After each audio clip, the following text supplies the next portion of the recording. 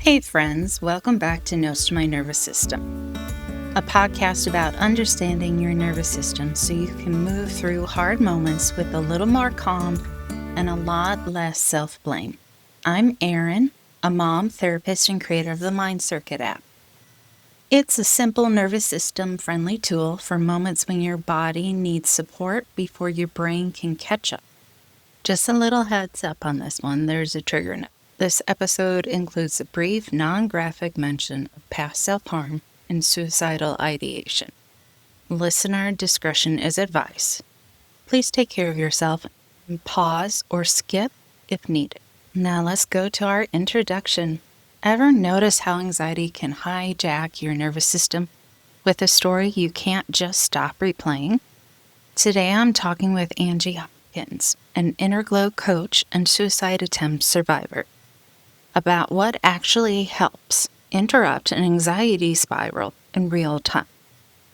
This conversation bridges nervous system science with spiritual language in a grounded way, not to bypass the body, but to understand it. We're not talking about positive thinking, mindset hacks, or forcing calm. We're talking about what helps the nervous system settle down when it's already activated, and why even 90 seconds of a container can matter. Anxiety spirals aren't a thinking problem. They're a nervous system that hasn't been interrupted yet. And this is a story about safety, attention, and learning how to interrupt overwhelm without fixing. I actually am a suicide attempt survivor because that's how bad my anxiety was, because I just couldn't even stand being in my own body. So I've learned to make friends with anxiety because, for example, if I'm feeling anxious, I also use nature as a way to soothe my nervous system. So get in the ocean or sit by a tree or sit in the grass and just kind of be like, hey, why are you upset today? And kind of sit with that and go through discovery. Because when you're in that heightened state of like urgency and it's scary and it's overwhelming, like you just really don't have the presence to process. The way mental health is treated versus physical health is insane to me. If I had a cough and went to the doctor, like they would take that very seriously. But if I went to the doctor and said I was depressed, like they would not take that seriously. Hey everyone, welcome back friends. Welcome to Notes to My Nervous System. I'm Erin, a mom, a therapist, and Mind Circuit app creator. A little app in your pocket to help calm that nervous system so you can show up as your best self. I am so glad you're here today. We are going to talk about ways to care for our nervous system and ourselves. And I'm joined by Angie Hawkins, an inner glow coach, an author, and someone who has some great tips and real life stories to share. Let's dive in and see what we can learn together. Hi, Erin. Thank you for having me. I'm Angie Hawkins, the Inner Glow Coach, and my journey started, I'll start from the beginning. In childhood, I was basically, the best way to describe it, my parents were extremely emotionally unavailable. So I developed a belief early on, because as an adult, I understand what that means. But as a child, I didn't have the tools to understand. So I developed a belief that I didn't deserve to be loved, which obviously is not true, but that's how I interpreted the situation. That's how you internalized all of it. Yes. And as I'm sure you're aware, your beliefs dictate your behaviors, which dictate what you bring into your life. So needless to say, I struggled for a very, very, very long time because I was a people pleaser. I was dependent on getting the external love and approval from other things outside of myself because I didn't believe I was inherently worthy without it. I was always the overachiever. I needed to have good grades in school. I always wanted to like climb the ladder at work. So probably needless to say, I had very chronic anxiety for most of my life. And I was always in this hyper-vigilant state because when you're seeking validation outside of yourself, you're reliant on the next hit. You don't know where it's coming from. And it's like this hamster wheel, and it's very exhausting, and your nervous system is always on edge. And then you kind of have these swings of depression because you can't maintain that hypervigilance all the time. So I would get like these really low states of like depression and exhaustion. And I hit a rock bottom in my, I was actually 40. I was almost going to say my late 30s. It was kind of my late 30s. But anyway, I actually am a suicide attempt survivor because that's how bad my anxiety was, because I just couldn't even stand being in my own body. But the good thing that came out of it was I switched from this victim mentality of these things are happening to me and I don't have any agency over my life to, I think there's a better way to live. I'm not doing that now, but I want to figure out what it was, and I actually taking accountability for my life. And a huge, huge part of that journey was learning how to regulate my nervous system, because I would have this overwhelming anxiety. I didn't feel safe in my body feeling my feelings. So I would always try to repress my feelings. I don't want to feel them. And that makes things a gazillion times worse. Oh, yeah, it's like fighting quicksand. It's yes, and I'm so So I'm very aware of that now. So yeah, but my whole philosophy now is I treat my nervous system like it's a baby, because your nervous system is there for a reason, right? If you're feeling a certain way, it's a warning signal, but sometimes the warning signal is just like the caveman version. So you have to actually go through the process of am I really in danger? And process your feelings through that. But with a baby, if it's crying, you're like, do you need food? Do you need your diaper changed? Right. You're much more attentive and gentle and caring. So I love that. That's a really cool way to look at it. And it's a much more forgiving way versus where people will attack anxiety or themselves. Yeah. And I get that, because again, when you feel like you're in danger, because that's the feeling you have, this isn't safe, I'm in danger, you go into that reactive mode where you're not really thinking clearly. But, and on top of treating my nervous system like a baby, I've also learned to make friends, because I'm not without anxiety or without sadness. It's definitely not to the extent that it was before, but I still have feelings. It's not about not feeling your feelings. It's about feeling safe in your body while feeling your feelings. But I look at, and I don't even like to use the word negative emotions, because I just look at them as feelings. I try to avoid that too, but sometimes it's just difficult to describe them. Yeah. So thank you. Because I just hate using that term, because it's just a feeling, just like happiness is a feeling. It's so just giving you information, but some of them just don't feel so good. Yeah. So I've learned to make friends with anxiety, because, for example, if I'm feeling anxious, I also use nature as a way to soothe my nervous system. So I might get in the ocean or sit by a tree or sit in the grass and just kind of be like, hey, why are you upset today? And kind of sit with that and go through discovery. Because when you're in that heightened state of urgency and it's scary and it's overwhelming, you just really don't have the presence to process, why am I even... No, your lid is flip and you can't get to that higher level thinking. Yeah. That's why I always get confused when people are that stupid myth about it's the sign of weakness. With anxiety, the amount of strength it takes and the courage to face what it is. I mean, you would never call somebody who's dealing with anxiety weak. Yeah, just in general, and I could go off on a whole tangent in this, the way mental health is treated versus physical health is insane to me, because I feel like if I had a cough and went to the doctor, they would take that very seriously. Absolutely. But if I went to the doctor and said I was depressed, they would not take that seriously. No, which is ridiculous. And it's still a biological reaction, and it involves the brain and the body and everything. I don't know why you would treat it separate. Or even when I did have chronic anxiety, I did go to a doctor once, and she was like, here's a pill. And I had just ended up abusing it and becoming addicted to it. So, which kind of led to my rock bottom. I'm so sorry. Yeah, thank you. But I really wish she would have been like, here are some tools to use in conjunction, and then just use in emergencies. Right. Chemically, sometimes people You can't willpower chemicals. So if you're born and your chemicals aren't where you need them to be, then you may need some chemical intervention. But there's nothing wrong with looking at all the different possibilities and figuring out what works for you. And also sometimes what might work now, a couple of years down the road, when things change and we evolve, that might not work as well. So it'd be good to have other options in the back of the brain. No, I agree. And I don't really feel like it's looked at that way.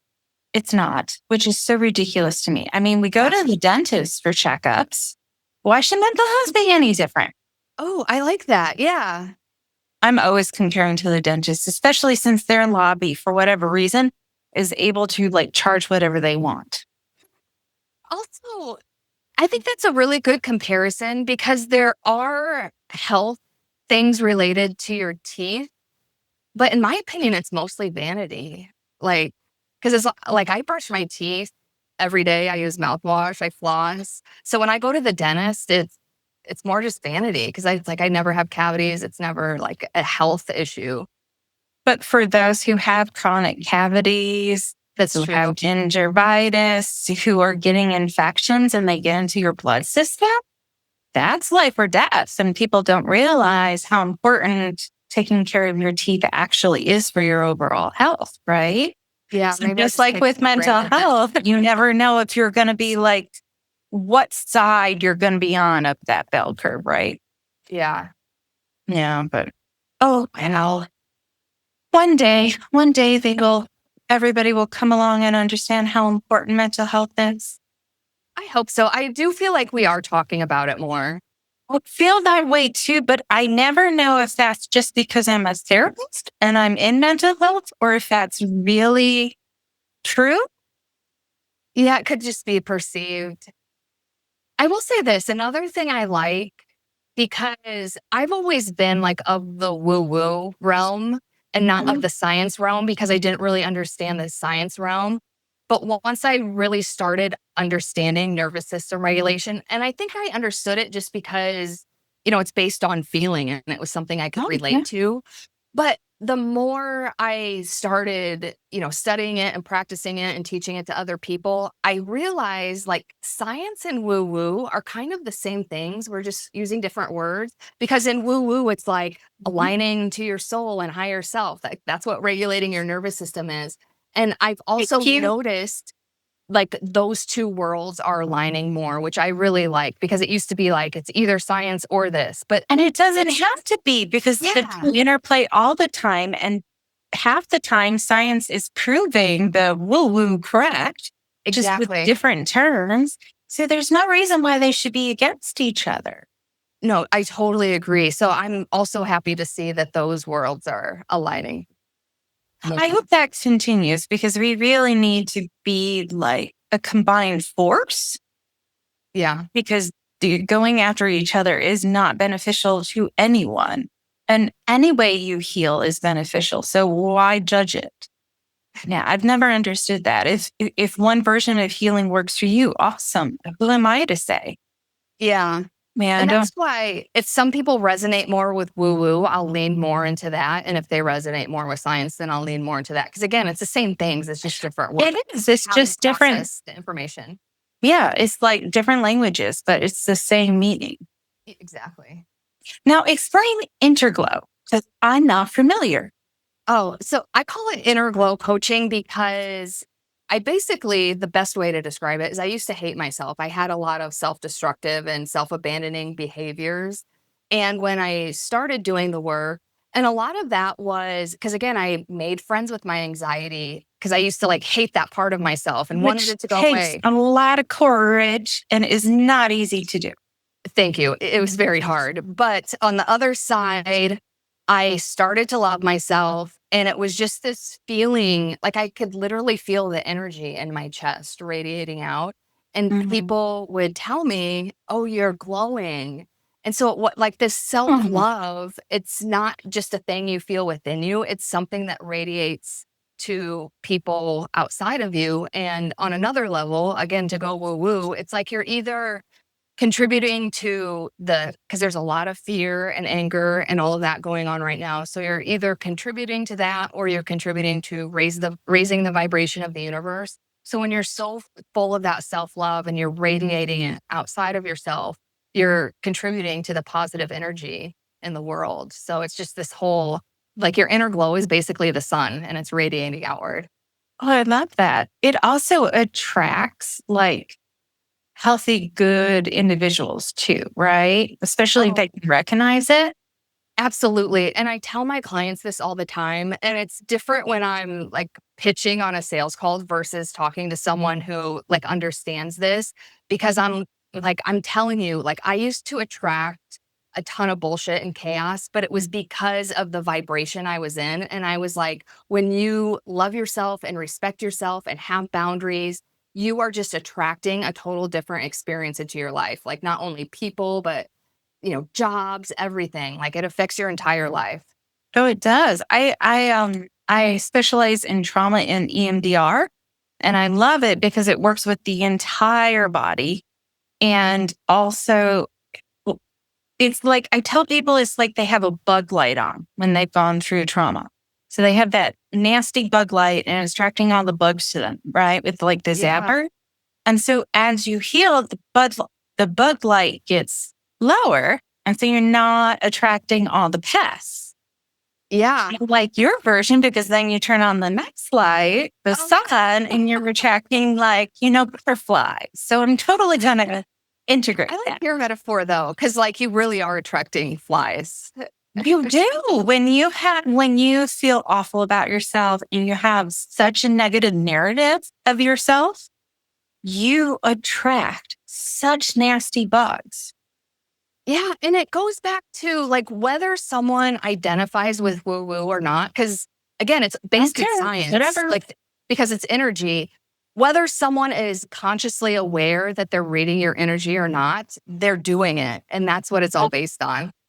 Yeah, no, I mean, there's just the whole idea of treating your nervous system like a baby. I mean, a baby, if you're soothing it, patting it, showing up with this calm, soothing energy, the baby's going to read that and be calm, right? But if you show up all anxious and anxiety out, well, guess what? The baby's not going to feel calm, right?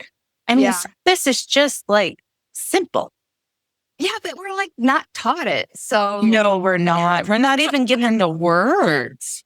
I know. And it's like, and it is really simple, right? Like, I wish I would have known this a really long time ago. I know. I wish I could have told my teenage self, like, if you learn how to calm your nervous system, if you learn how to be grounded, you take some time to like do little micro resets, you will make healthier choices for yourself, right? It's not that you're going to gain this wisdom or knowledge. It's just that you're in such a better place that you're better able to think about, ask questions, make decisions that are better for you. But you don't teach it. It would change lives. I know. I agree. I created this app and I'm working on some curriculum now that I'm hoping to get into some schools. We'll see. But I don't know. I remember my teachers always telling me I would have to memorize the times table because I wouldn't have a calculator with me at all times. And I do. So I thought of that the other day. Yeah, they would always tell us that you can't use a calculator on the test because you won't just have a calculator in your pocket. And it's like, well, now we do. I do. And I can Google and I can look things up. Yeah. Don't get me wrong. We should know how to do basic math and whatnot.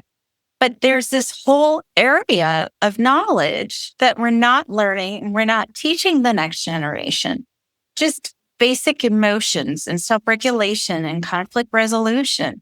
How to be an adult in the world so that you feel good. There's no reason we can't make room for these things. No, I totally agree. So after my rock bottom, I invested in myself and hired a coach. And he basically... For you, that's hard to do. Yeah, because I was like, I need help and I'm going to get help the right way. But he basically taught me, and he calls it, there's probably other terms for this, like being a functional adult. And it seemed so ridiculous at the time because I was like, I don't even know how to be a functional adult. But on the other hand, how would I? Because I didn't have good role models. Nobody taught it to me. I was just learning how to survive the only way I knew. Right. It's the same idea with me with parenting. We just expect that when a person has a baby, suddenly their brain has a wealth of knowledge about being a parent. Yeah. And we all know that's not true, but we keep operating like it is. How unfair is that to each other? Right. What is wrong with Right. taking a It's not never parenting thought about class? that. Like, I Mhm. should start a functional adult class. Like, Oh, I like that. Functional adult stuff. But and it's maybe that would spawn into a parenting class. But yeah, these are just you like could do very both. basic life skills. Yes. Yes, we need those basic life skills so that we, again, are better able to make healthy decisions for ourselves. And when you lack knowledge in those areas, there's no way you can make a good decision because you just don't even know what you don't know. And while I feel like on some level, none of us really know what we're doing, there has to be a better way to share knowledge. Yes. Yes. I love these podcasts because of that. I'm not comfortable videotaping myself. I do not find that fun at all. I don't want to hear myself talk, but I love the conversations and exploring all these different topics and areas of need that we need to have discussions about. So if nothing else, at least right now, a lot of podcasts seem to be filling that void of how do I get information about these different things? But we do need a better way to do it. I know, because not everybody's going to listen to the same podcast. No. And not everybody has time to do podcasts. Yeah. I try and keep mine somewhat short because, as a mom who's always stuck in my car, taxiing somebody, at least, I could get little moments. Yeah. Listen. I know it's hard to consume things these days. It is because there's so much. And where do you start? Which also adds to, because I find if I'm on social media or on my phone or like consuming things, that kind of adds to an overstimulated nervous system sometimes. Absolutely. But to try and tell an individual to put their phone down and turn it off to calm their nervous system, they have such adverse reaction and it increases their anxiety that they don't give themselves the time to notice it come back down. Yeah. And they just go to the phone right away. Yeah, that's also becoming, I could probably go on a whole another tangent on that one too. Well, we love tangents in a lot of ways, but yeah, I truly think, I don't know, I would love to hear your thoughts on that. I think it's increasing ADHD because even in myself, I used to love to read. And now when I do have the time to sit down to read, I just don't have the attention span for it. And I never used to be like that. It is. I don't know if we should label it as ADHD or if it's just attention span. I don't know what that difference is. Like not necessarily like the clinical definition of ADHD. But I agree. It's your body and your brain and your nervous system isn't being forced to have to attend to something for a long period of time. And so it's not building that tolerance level, right? Instead, what we're doing is decreasing so that we can't even sit in silence for 2 minutes. Yeah. Which is just awful because how do we interact and communicate and make connection with one another if we can't even take 5 minutes to read a little article for ourselves? Yeah. We certainly aren't going to be able to show up as our best selves in relationships if we can't even take a few minutes to interact. It impacts so much with that attention span and not knowing how to handle being uncomfortable, that being uncomfortable is okay. Yeah, I love that because it is the uncomfortableness of sitting in silence. Yeah, it is uncomfortable doing that. Yeah. But it helps with you to be creative and innovative because you're stuck with your thoughts. Yeah. And it also helps to for lack of a better term, train your nervous system, that we can increase that window of tolerance, that we can be uncomfortable, and that doesn't equate danger. Right. Because that's just it. Like, you're not in danger. You're not going to die. So why do we treat certain situations as if it were that intense? We do. And then we're just reinforcing that it is that intense over and over again. Yeah. Ugh. But I used to live my life that way. Because again, like if you're always in that state of hypervigilance, everything You're does stuck feel in like it. You don't know emergency. different. So it's understandable, but it doesn't have Oh, to be that way. absolutely. It's like the red pill or the blue pill for people who are older with the Matrix. Like, you think the person's nutty, having them tell you, no, some people do sit and they're quiet and still and they don't have thoughts going every moment.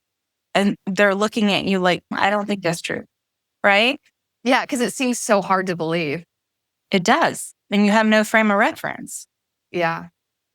But I always like to tell people, think of like puppies or kittens or toddlers. They are the happiest creatures on earth. Mm, They're not worried about the future, which is all anxiety. They don't care what they did 2 minutes ago, which is being stuck in the past depression. yeah. They only care about the here and now, what they can feel, smell, touch, hear, whatever sense that they can have an experience with. And they're so much happier. No, I totally agree because my coaching program is called Shine from the Inside, and it's based on the concept I of like that. we're born with a light inside of us. And if you look at kids, to your point, like they're running around, they're screaming, like they don't care what anyone Nope. thinks, and they're so happy. But then you move along life and your light just starts getting dimmed. And it's just about like getting back to that state of like a regulated nervous system, shining your light. No, I think that's great. How long have you been running your program? Almost a year now. Well, congrats. Thank you. Yeah. Well, so I was working in corporate America and I had a very dysregulated nervous system from that. And I just started thinking more about it. And it just wasn't aligned with who I was. And I'm like, why? Because I was basically just forcing myself to conform to society's rules, which are basically just arbitrary rules that we all just blindly follow. So I'm like, why am I doing this to myself? Why don't I do something that I actually love and enjoy? It's funny how we convince ourselves as adults that we don't get to make the rules, even though we are the adults. Yeah. Because speaking of the Matrix, like that was me breaking out of the Matrix. And I was like, why am I just blindly following everything? And then Yeah. And that's also part of my coaching philosophy. Like, I make my own rules for life. Like, you don't have to follow society's rules. That doesn't mean they're no. right just because everyone else is doing it. No. And if you look back 100 years ago, what they considered right was just horrendous.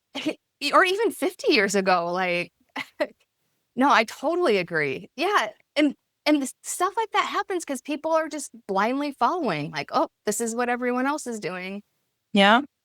Oh, I know. I mean, when my mother was a young woman, she couldn't have a credit card. She couldn't have Yeah. a bank account. She'd need a letter from her husband to approve her to work. Because I think it was still like that in the 70s, right? I don't know. If Yeah, it really it was went today. absolutely like that Yeah. in the 70s. Yeah. So that's wild. Yeah, and that wasn't that long ago. I mean, No. for some people who are much younger than me, that feels a long time ago, but to me, it's not that long ago. No, I But agree. I don't think it's that long ago. I think it's healthy to look at the norms and question them and figure out, is there a healthier way? Yeah. Especially in these times, the world needs more independent thinkers because there are way too many people just be like, oh, this is the way it is. And I really saw it the most when I stepped away from corporate America because I feel like there's so many systems within the system that just encourage that way of thinking. So it's hard to get outside of it. But once I broke out of it, I was like, oh, I see things a little bit differently now. It's perspective. It's one of the reasons I think anything in mental health, coaching, therapy, social work, whatever it is, sometimes just getting that different perspective that you wouldn't have gotten any other way Yeah. is so valuable. No, I totally agree. Just to like break you out of it. And Or at least give you questions that you wouldn't have thought of on your own, right? yeah, that's true because you don't know what you don't know. So you might not even know what to question.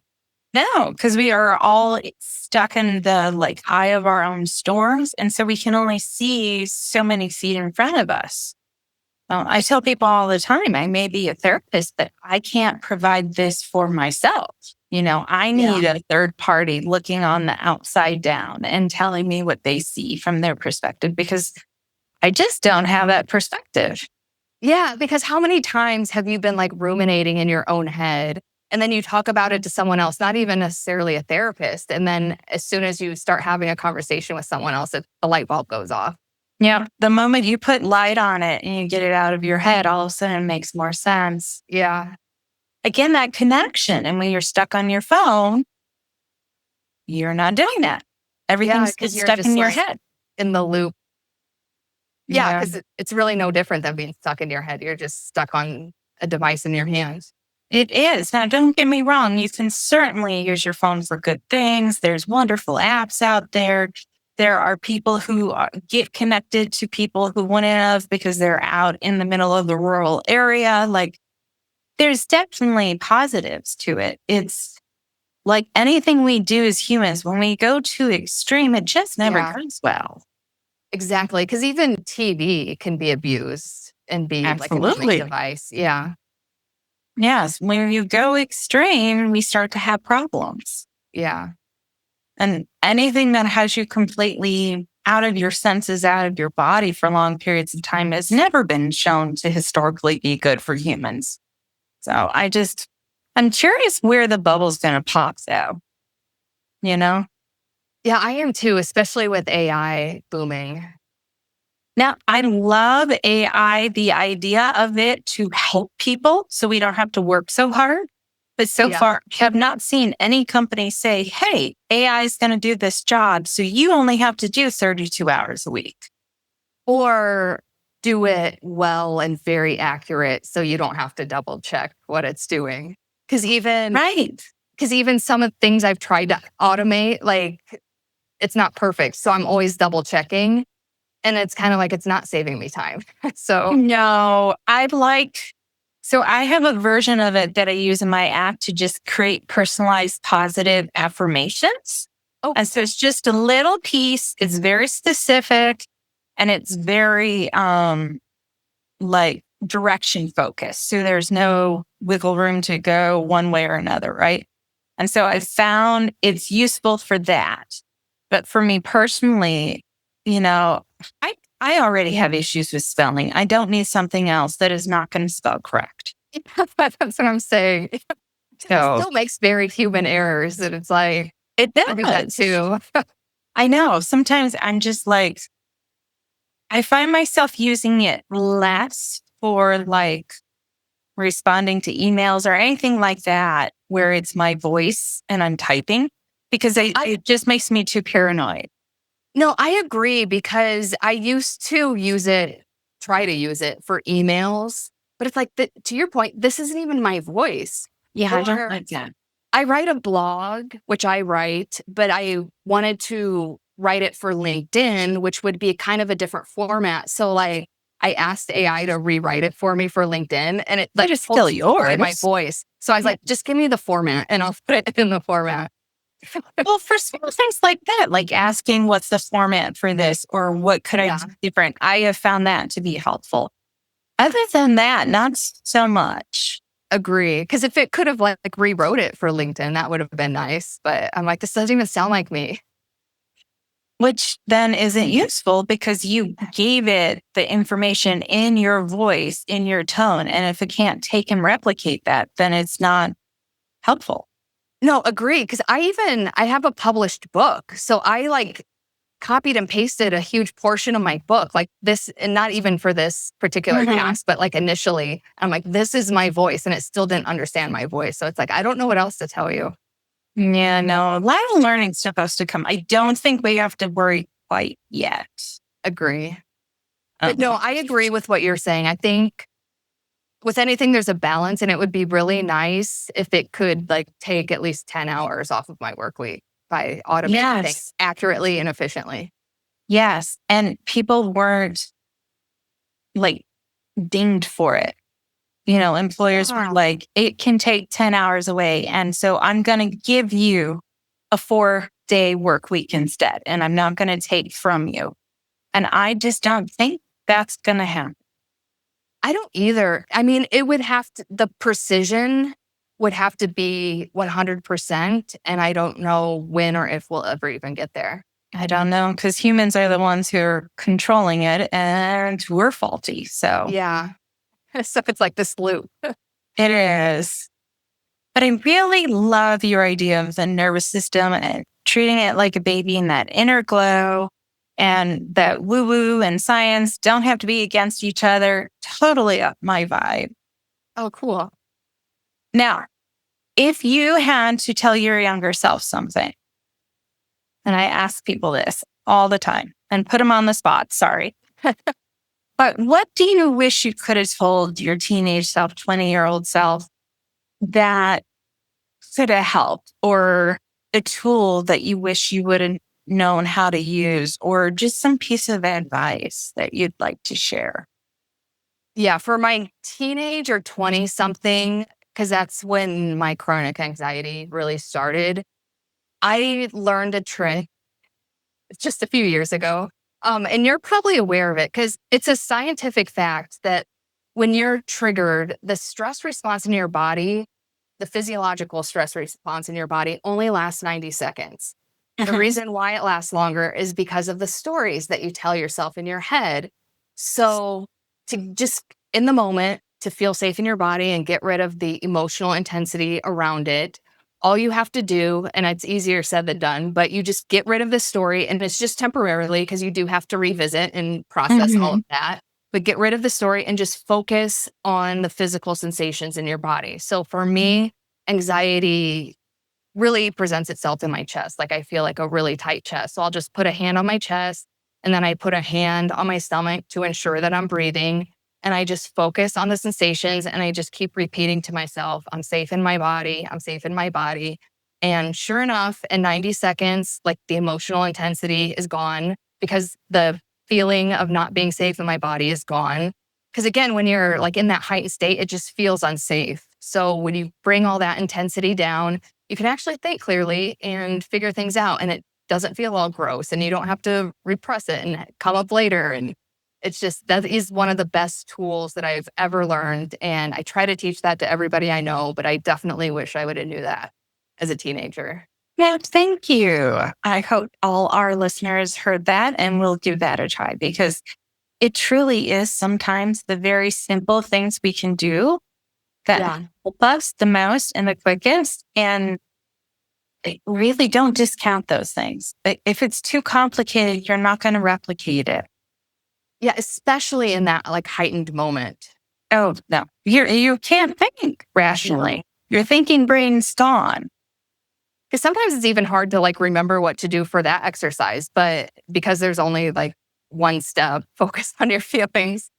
And also, and focus on it sounds like you have practiced it and modeled it for other people. So because you're doing it and showing people, the muscle memory will kick in too. Yeah.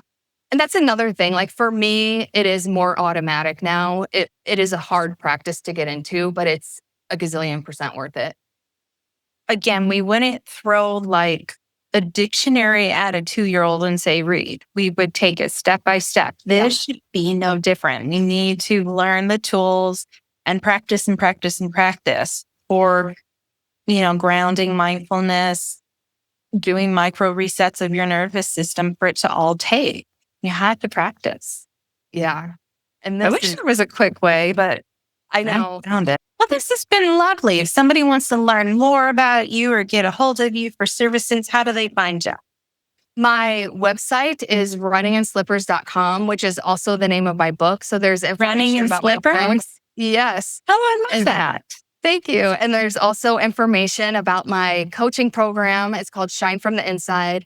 And I do offer a free 60-minute call. I am getting a lot busier. So I only offer 5 per month, but you can book that call on my website. But it's 60 full minutes because That's a lot of time. it's a lot of time because most of our beliefs are rooted somewhere in our childhood. So we have enough time to figure all of that out. And then at the end, I can give you recommendations for going forward because my coaching program is not for everybody. So I know therapists, coach, and other resources that I can refer people to, which is another reason why I love doing these podcasts, because then I can get a network of people to refer others to. So the entire goal of the call is to get you help because I know there's a ton of people who struggle with nervous system regulation, or like I said, I primarily work with women who are, chasing things outside of themselves, which is like a huge source of that hypervigilant, anxious feeling. Yes. Well, wonderful. Thank you again. I appreciate you taking time to explain your practice, and I love the name of the book. I'm going to have to look that up. Oh, thank you. Yeah, I'll actually just give you a little blurb right now. Basically, because I live in Hawaii and we call flip-flop slippers. So it means running in flip-flops. And the actual story about how the title came about is in the introduction of the book. So I won't give that away, but it's basically a metaphor because the book is a memoir that covers this like roller coaster 5-year period of my life. It's extremely vulnerable. And the reason I wrote it that way is because I feel like we tend to hide behind on social media, the filters and edits. And in real life, we put on our happy face and pretend everything's okay. So this is a book about real life and the shitty things that happen to us.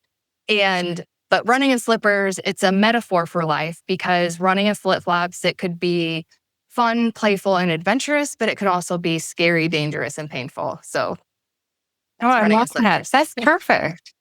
Thank you. Thank you.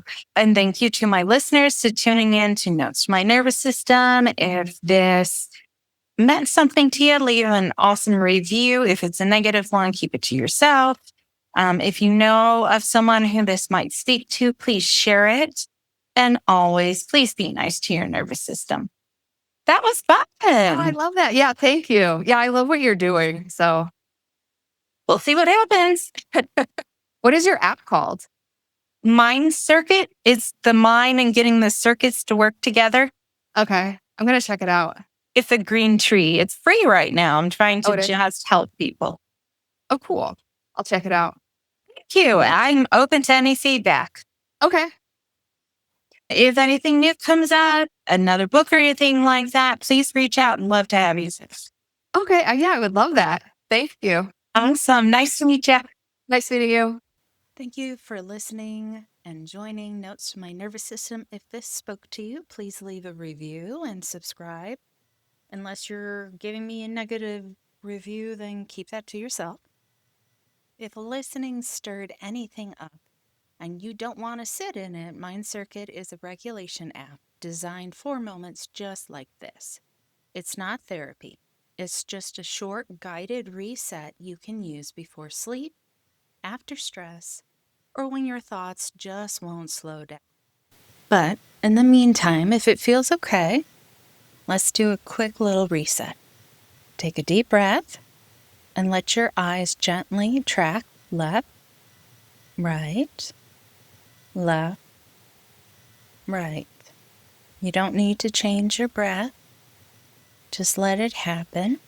If your mind wandered, that's fine. If it didn't, that's fine too. We're just going to pause here and take one slow deep breath in and out. And again, let your eyes gently track left to right, back and forth. Left, right, left, right. And now you can come back to whatever's next in your life. And as always, please be kind to your own wiring.